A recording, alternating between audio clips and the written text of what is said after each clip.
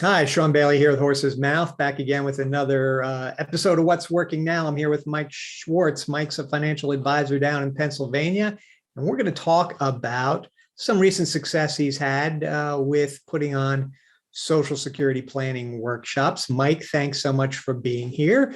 And let's just kind of jump right into it, but take it from the top. What kind of Social Security presentations are you doing these days? Only thing I have ever done is Social Security planning for women. I've been doing it now 9 or 10 years, and it works. Women are highly underserved for Social Security. Frankly, I don't think men really care about Social Security per se, but women really don't know what they're entitled to. And frankly, it just works. As I believe I said in the presentation you did, what was it, last week? Yeah, last week. One of my first ones I did, I had a woman come in who had her choice of 3 different husbands to draw from. And we sat there for a couple hours just figuring out which husband would be in her best interest to draw from. And she never had a clue before she walked in the room for the presentation. Yeah. So do you have a women's niche? I gather that answer is yes, but I want to get clear as to whether it's your entire practice geared this way, or tell us a little bit about your practice and your typical client. I wouldn't say it's a women's niche per se. I did learn early that as men tend to predecease women for some reason, would have no idea why that is, but women tend to leave their husband's advisor for a number of reasons. Advisors really talk to husbands in a dual meeting. I just learned early that, my practice over the long run, and it's now been, I believe, 44 years, would be much better off if, I kept my clients after, the first death. Right. Yeah. So you started doing Social Security 9 years ago, and you've only done Social Security planning for women. Tell us about, what is your approach? Like, what is the location that you put on these events, and how do you market them? I market them. I believe I forwarded you, my primary invitation, which is a flyer showing 3 women on there, and going over some of the benefits that women have, or not women per se, but either spouse, but Sure. Tends to be women. Right. So you use direct mail? I use direct mail. I usually do anywhere between 3,000 and 5,000 pieces, one invitation. This last one, I used your postcard along with the flyer. Mm-hmm. Mm-hmm. I use the flyer primarily on social media as opposed to the mail. I tried the postcard the first time, this time for direct mail. I have it in a public library in their conference room. And I've always used the same time. Starts at 11 a.m. through 1 p.m. This is on Saturdays? On Saturdays. This year, I was limited to 20 for the conference room because of COVID. So I had an overflow. So I booked the following Tuesday evening from, I believe, was 6 to 8 or 6:30 to 8 for the overflow. And we have a full 20 per session. Yeah, the overflow thing is something when advisors are getting into this, and I'm, kind of trying to guide them. I tell them to prepare for overflow when you do direct mail. If you've got a good list, you got a good vendor you're working with, they're going to get it in front of qualified people, and people respond. It just continues to be a great way for advisors to meet people. So when you're doing direct mail, what mail house are you using? I just brought it to my printer, who's the local Minuteman printer. They printed it and sent it over. I've gotten my mailing list for years through CIS up in New York. They've given me good lists for, I guess, 20, 25 years. And the list is women age 56 through 64 with a 500,000 of assets. Either head of household or wives. And, right. Wives. Right. Yeah. Yeah. And you buy that list. That's a one-time purchase when you get it through CIS. It's a one-time purchase. Again, I mean, I took last year off because of the pandemic. And 5 years ago, I moved my office about 25 miles from where it had been the previous 25 years. So a new zip code. This year, I got a fresh list. I mean, I had done one 2 years before locally, but I just, it had been a couple of years, just bought a fresh list, took the list and the postcard over to, the local printer, paid them. They took it to the post office and it was mailed out probably 2 weeks before the seminar. And again, we just had total, I believe it was 40 women come to the two events. Yes. And how is the RSVP process handled? Are they calling you or emailing, or does it just show up?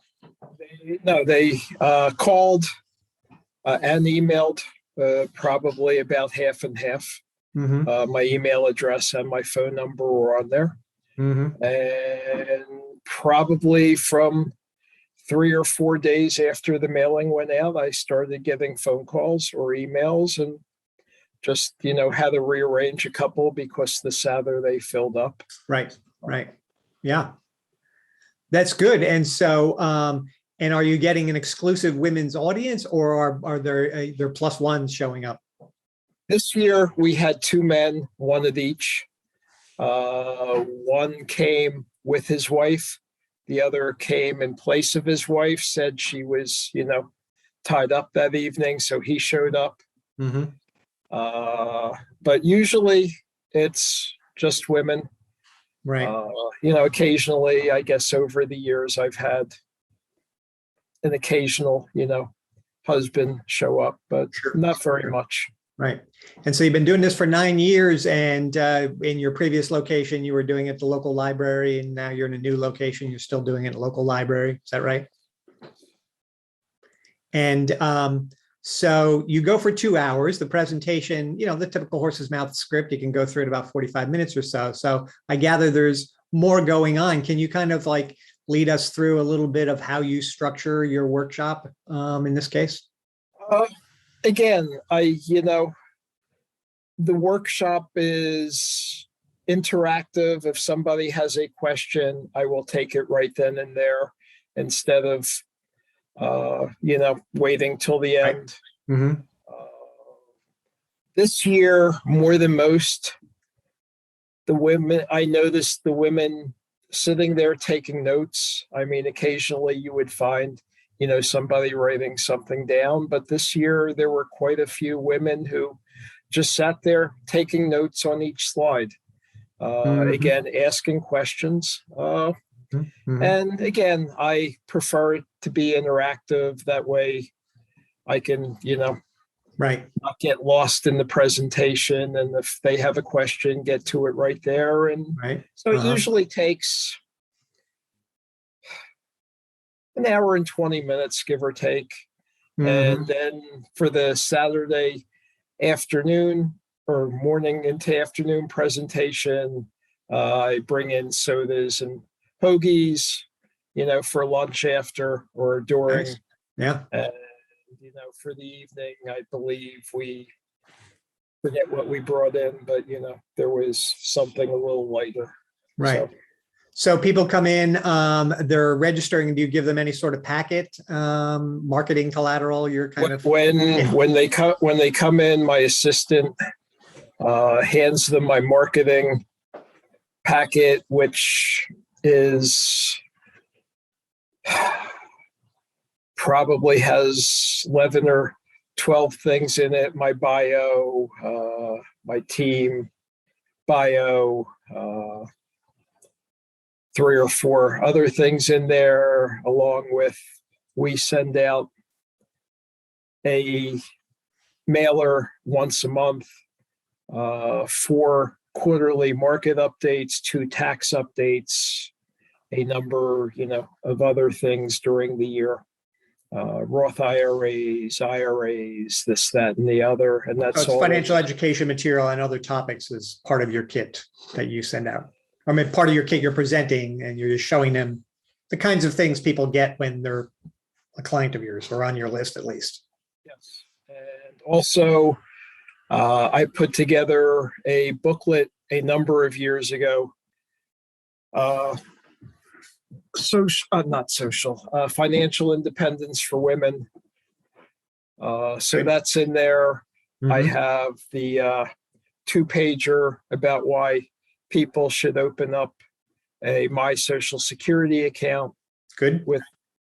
And a couple of the 6-pager for the Social Security presentation. Mm-hmm. And depending on the year or whenever, there may be something in there, but that's the basic. Yeah, right. You also have an evaluation form and appointment evaluation form. This year, not too many filled it out for some reason. Maybe I didn't do a good job. I don't know. It taken a year off, but overall, over the years, I mean, generally, a good percentage of the room will call for a follow-up, either to, work with one of the calculators, or, again, the lady who had her choice of 3 husbands to draw from, with the Social Security offices being closed. It's a little bit of a thing. I got a number of calls about how they, would find out about a past husband and his record. Right. But generally we are able to turn probably half the people into clients over time.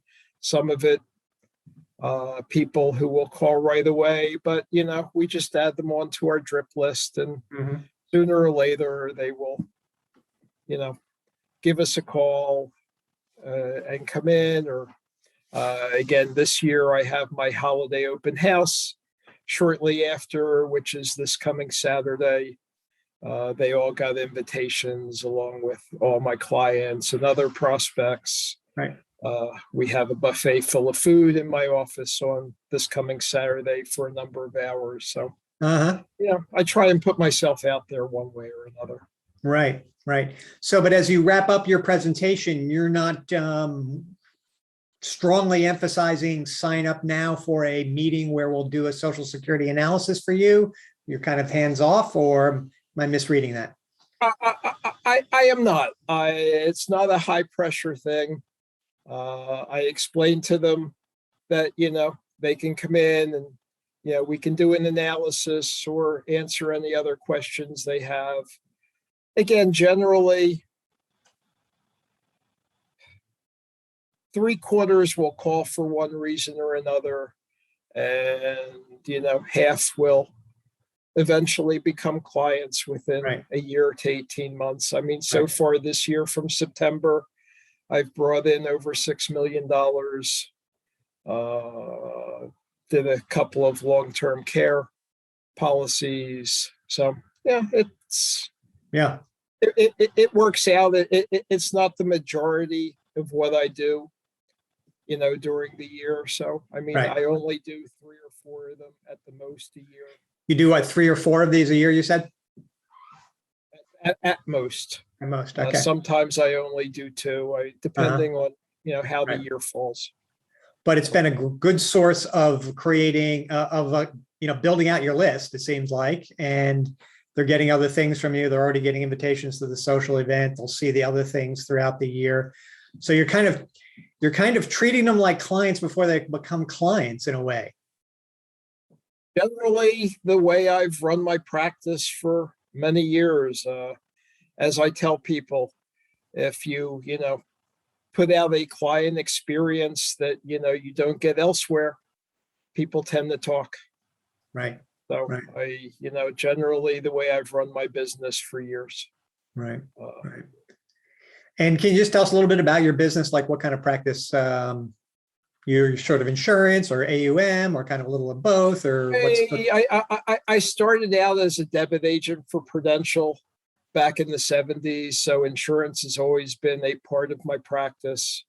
I also have a business exit planning practice that I've incorporated into for the last 5 or 6 years. I am a corporate sponsor for a women's business owner association. I have a sizable wealth management practice. So it's kind of a, all-inclusive Yeah. Right. practice.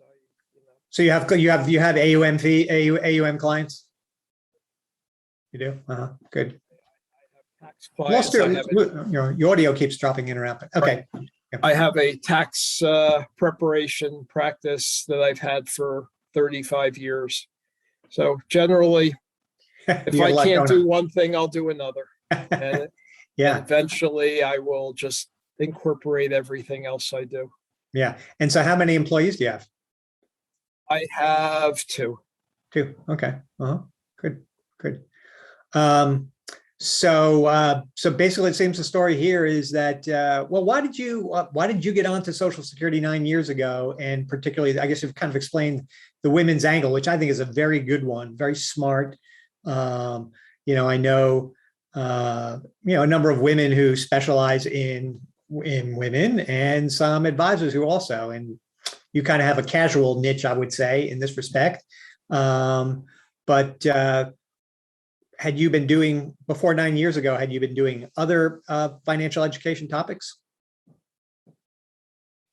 I have over the years, whatever has come along at the time.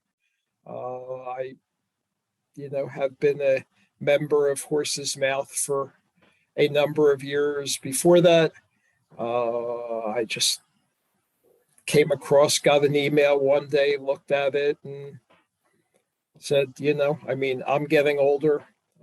My clients are getting older. Right. So, it would be nice if I had it. Right. Good. Okay. Well, any advice you would offer anybody who's thinking about, like maybe they've never done live events at the library or whatever the case may be? Any advice you'd share with people? Yeah, if you're going to get involved in Social Security, if you're not within 100 miles of me, pick the Social Security planning for women. It works. You get an attentive audience. Again, generally, especially this year, I notice more women than ever sitting there and really taking notes on each slide, right. Asking a bunch of questions about what they are and are not entitled to. It is a niche that works. Yeah, right. Well, good. And it's interesting to see that you're getting good results. As I've been saying for the last year or so now, that the tail end of the baby boom is 20% bigger than the front end of the boom. And so people who have been doing the same sort of thing, marketing and educating in their community for years now, should be seeing even greater results than ever before, because there are simply more people who've moved into that, 62, 63, sort of pre-Social Security claiming age, or whatever it is, or seeing Gen Xers, taking early retirement now and wanting to start figure out these things. So I believe that, still a tremendous upside for people who want to lead with this topic as kind of a gateway topic into retirement planning, more broadly. It works. I've never had a problem filling a room. This year was easier than most because of the COVID, limiting me to, 20 people per session, but I've never had a problem putting 30 or 40 women, into a room to learn about the topic. Again, they're interested, and they come across with questions, and a good portion of the questions involve follow-up, which gets them into the office. So Right. I've, been happy with the results, and we'll continue with it. Well, thanks so much. I appreciate you some time out of your day on how things have gone, and look forward to maybe catching up a little more down the road, see what else is happening with your business. So thanks so Look much. forward to it. Anything I can do to help, I'm more than happy to.